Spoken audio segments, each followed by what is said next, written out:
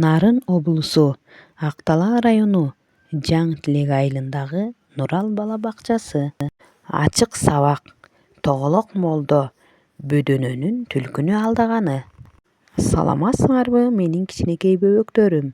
Тарбиячы жеңерим мен Иманалиева Жылдызмын.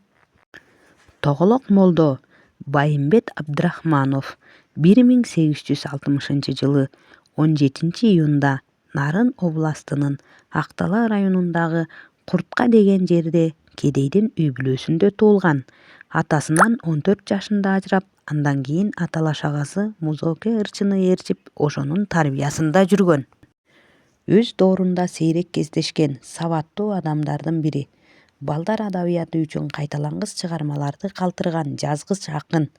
Ошону менен эле бирге төкмө манасчы.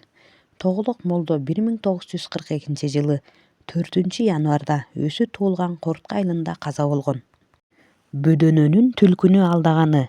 Бөдөнөнүн кеби бар, турумтай менен кыргыйда толуп жаткан кеги бар. Бул экөөнөн бөдөнө дайым жүрөт жашынып. Эки жагын элеңдеп, эси чыгып, ашыгып. Бөдөнөнү түлкү аңдыйт. Чакырган үнүн уккан соң, быт-былдык деген табышы жакын жерден чыккан соң, аста басып аңдыды. Басып калды түлкү акең, бөдөнөнү учурбай. Түлкү акең амал иштеди, баскан жерден тиштеди.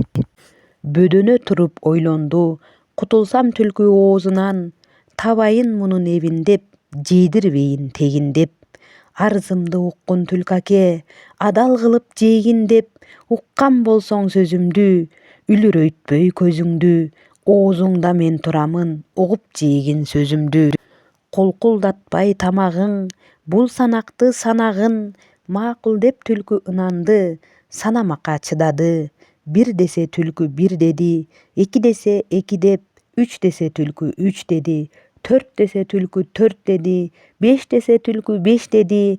Акыңдан түлкү кеч деди, аянбай түлкүм алты де, анык санап сен өткөн, адалдын аты алт эле.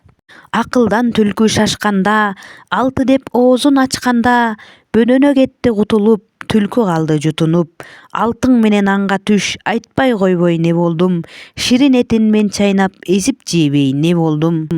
Түлкү калды кайгырып, бөдөнөдөн айрылып, алдаганын бөдөнө айтып калды ыргылып. Түлкүдөн кутулуш үчүн бөдөнө кандай амал ойлоп тапты?